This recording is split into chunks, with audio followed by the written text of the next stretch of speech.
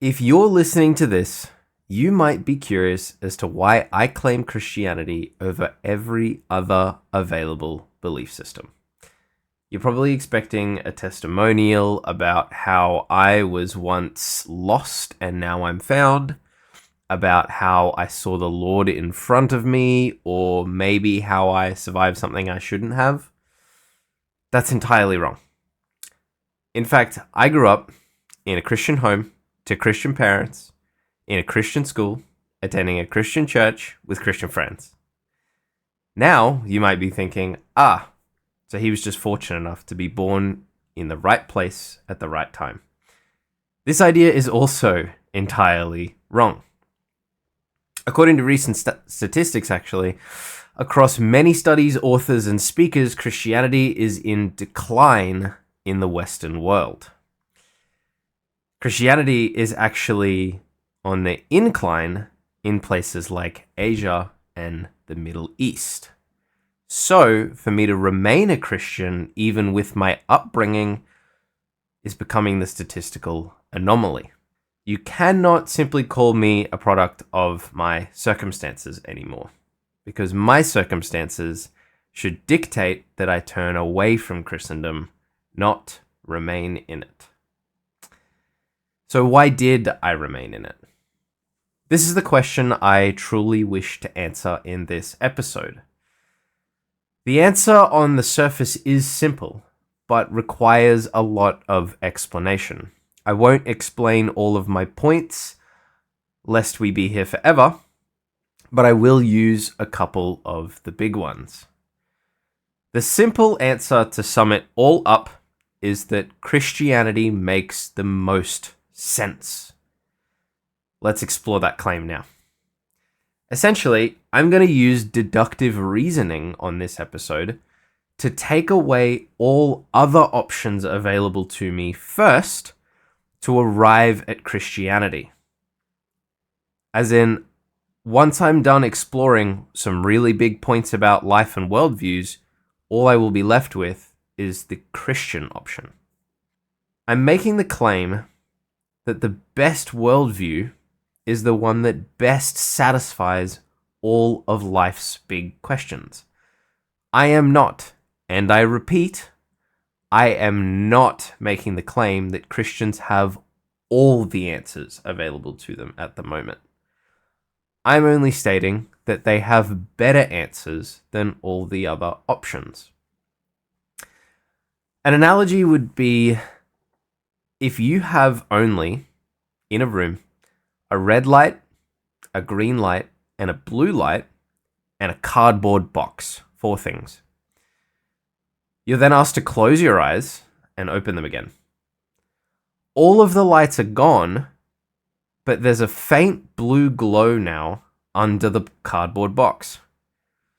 If you're asked the question, what light is under the box, you would likely say blue. In the end, we can't know 100% until we lift the box to see the blue light under it, but to me, that blue glow represents Christianity. I can't claim with 100% certainty that I can know and prove 100% of the claims of Christ, but for me, I can say that it must be Christianity because I've ruled out all the other options. In the same way that I can't look at the box and say that it must be the red light or it must be the green light because the evidence just doesn't point in that direction. So first, I'm going to start with how I disassembled atheism in my worldview. Starting with one of the biggest questions, which is the question of objective morality.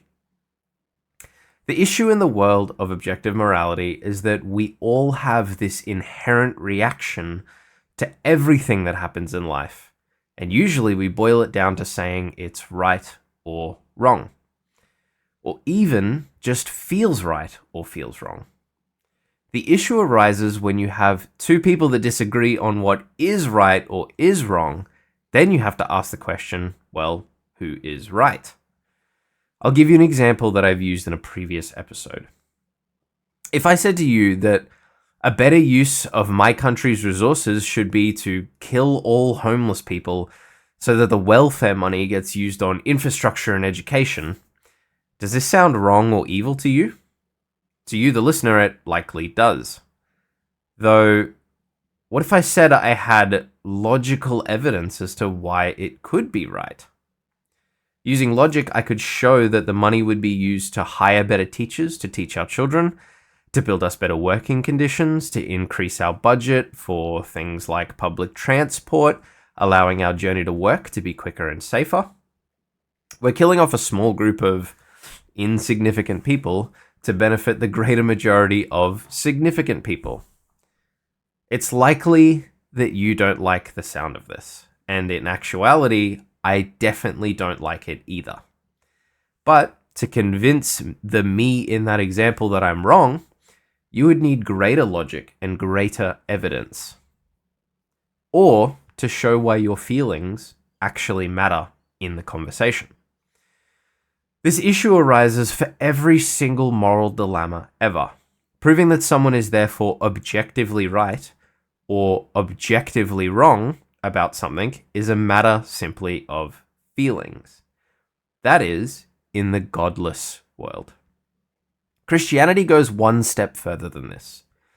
We say that we have an authority that actually predetermines the playing field based on love. And this God uses examples of love all through the Bible to show how love works and why love becomes the objectivity behind moral decisions. Without love, we cannot have any real goal or motivation behind seeking morality. We may as well just fight for our feelings because no one objectively knows otherwise. The next problem is the problem of pain. The problem of pain is widely regarded as the silver bullet to the God dilemma. I actually agree that it is the most formidable argument against God. Simply asking the question, why did God create a world where cancer exists, is enough to remove people from their faith in droves. You're left with two dilemmas. Either God isn't good, or God isn't all-knowing. If he knew cancer was coming, he knowingly created us into a world where all these pains and aches and problems, like earthquakes, tsunamis, leeches, spiders, snakes, mosquitoes, whatever, was going to be a part of his creation. If he didn't know, then he's not all-knowing. My response to this is actually very simple, though. Atheism has an even harder time dealing with the problem of pain. The atheist has to tell me why cancer is even bad in the first place, why death and damage to humans is actually a bad thing, how we as humans have value, and why I should care that cancer exists. If this is inevitably all for nothing, we are to eventually face the heat death of this world with no actual purpose or reason for facing it in mind. Then why should I care if there are bad things? And what even is a bad thing in this reality, in this godless reality? This comes back to the objective morality mentioned before. Christianity offers a better response to the problem of pain, because while both cannot answer it in full, Christianity can offer one thing atheism cannot, which is hope. We have hope in Christ that this will all come to an end. We have reason to trust Christ that he will free us from this unanswerable mess. We have purpose and goals for doing what we do on this earth, and it all has a final crescendo that we can celebrate in heaven. In the end, atheism gives a worse answer to the problem of pain and certainly does not give a solution to it. Next, is the argument for causality. Causality is, in my mind, the silver bullet against atheism. You can argue all you like about where humans came from. If science were to prove that we came from a common ancestor, I would have absolutely no issue with that. I would simply add it to my framework that God designed us to evolve from that ancestor, and I would move on. If we found out that the Earth was actually millions, even billions of years old, I would have absolutely no problem with that. Once again, I would simply add it to my framework that God designed the universe that way, and I would move on. If we found out that the rapid expansion of the universe was a Big Bang, and we know exactly what caused the Big Bang, I would have no issue with that either. I would once again add that into my framework and believe that God planned it that way. The true issue of causality is when you keep going back further and asking what caused the cause. And you ask that question ad infinitum. Even if you come across circular universal theories or multidimensional theories, this does not eradicate the problem of first causes. There must be a first cause of it all. For this first cause to be coherent, the first cause needs to be uncausable, uncreatable, infinite, and in nature, with no need to abide by the rules of causality. That is God. And no, this is not a God of the gaps argument. The great John Lennox says, science creates gaps that God must fill. We once again have a problem that atheism does a worse job of solving than theism does. If we allow atheism to run its course, causality will never be solved. At least theism is actually able to solve causality. The next two arguments, I think, are better to be explored personally, as they can be quite technical, and I think there are better resources out there that will do a better job of explaining them.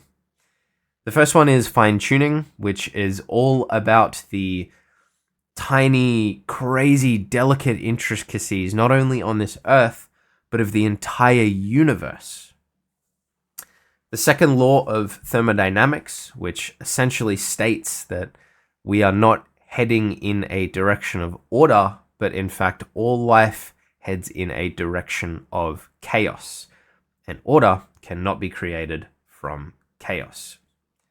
And finally, a philosophical one, which is the ontological argument. The ontological argument, in my mind, actually serves for those who already are maybe theistic or even Christian. I believe it serves as a great way to bolster your current belief in a God.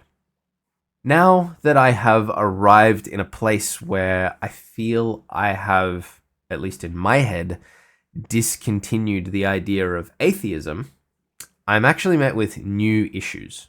The main issue is which God is the real one. There are so many gods in this world, so many religious texts. There's so many ways to explore even just the idea of God. There's theism, there's deism, there's a slew of concepts of how we can even understand who and what God may be. I have a simple explanation to essentially say that we have to understand that God must be an intelligent God, that God must be intelligible as a God, because he designed an intelligent universe. If this universe was filled with incoherent, inconsistent misunderstandings, physics that falls apart, life that constantly doesn't work or operate properly, things that cannot function on a fundamental level, well, then we would have grounds for a God that may be accidental or even mindless in nature. But like I used the analogy before with the glow under the box, we live in a universe that definitely points towards the glow of an intelligible, knowable God. So the question then becomes, well, which God is it? Well, we have two major ways to explore this.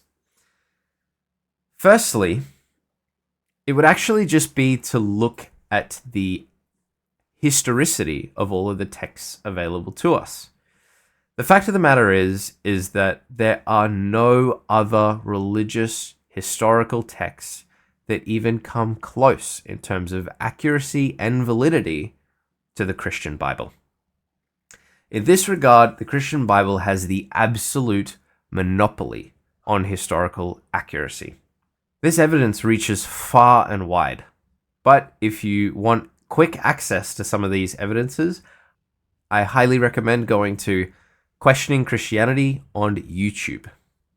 As a side note, it's very important that you understand when the Bible is actually making a historical claim. Context always matters. The second, and in my mind, the most important aspect is actually just simply weighing and testing the claims of the religious texts.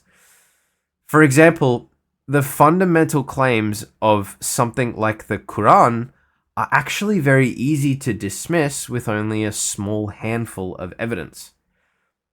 I have 3 in front of me right now. One fact is the fact that the Quran actually affirms the Bible, the Christian Bible, but the Bible does not affirm the Quran or any other religious texts. The Quran also denies the resurrection, though the Bible does not. And the Bible has plenty of evidence for the case, whereas the Quran has far less reason or evidence to deny it. Finally, the God of Quran is entirely inconsistent and wholly immoral, but the God of the Bible is not, and Jesus was not inconsistent or immoral. These fundamental examples show why the Christian Bible has more analytical weight than the Quran. More examples like this show up all the time when you read any other religious text. I definitely won't unpack all of them right now, but I encourage you to read all religious texts, even the Bible, extremely critically. By the way, I'm not actually making the claim that the Bible is inerrant, especially not down to the tiny details. Once again, I'm simply just making the claim that the Bible is far closer to inerrancy than any other religious text. God is so confident, actually, that the Bible has littered itself with challenges to the reader to test the claims of Scripture for yourself. Namely, the first half of Psalms 34, verse 8, which actually says, "Taste and see that the Lord is good." The Bible encourages reasoning like this all the time, and God says to the reader, "Go ahead and see if I am who I claim I am." This is exactly why I am a Christian. I went through all of these evidences. I went through all of these claims. I went through all of these philosophical and logical trains of thought. I assessed Christianity. I assessed atheism. I assessed a whole bunch of other religions that land before us today. And I actually narrowed it down to Christianity is surely the most likely answer. Using reasoning and evidence, I went to check if God actually does the things he claims he does. If a relationship with God looks like what Jesus made it look like. And so, this is my challenge to anyone listening. Whether you're Christian, religious, agnostic, atheist, anything you like, go and explore the claims of God. Go and explore the claims of all of the gods of the religious texts, especially my God of the Christian Bible. Be as analytical as you like and see in the results that Jesus Christ truly is who he claims he is.